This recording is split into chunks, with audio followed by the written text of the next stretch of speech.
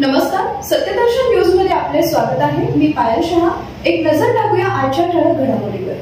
राज्यातील मुख्यमंत्री लाडकी बहीण योजना लाभार्थ्यांसाठी एक आनंदाची बातमी। माझी लाडकी बहीण योजनेच्या अंतर्गत लाडक्या बहिणींच्या बँक खात्यामध्ये संक्रांती आधी 3000 रुपये जमा होणार अशी माहिती समोर आली आहे। डिसेंबर आणि जानेवारी अशा 2 महिन्यांचे पैसे संक्रांती आधी लाडक्या बहिणींच्या बँक खात्यात जमा होणार असल्याची माहिती आहे। मुख्यमंत्री माझी लाडकी बहीण योजना ही महाराष्ट्र राज्यातील गरीब आणि निराधार महिलांना आर्थिकदृष्ट्या सक्षम करण्यासाठी सुरू करण्यात आली आहे। या योजनेअंतर्गत 21 ते 65 वयोगटातील महिलांना दरमहा 1500 रुपये बँक खात्यामध्ये जमा करण्यात येतात।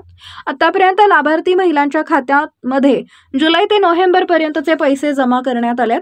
लाभार्थी महिलांच्या खात्यांमध्ये 5 हप्त्यांचे आतापर्यंत 7500 रुपये जमा झालेले आहेत।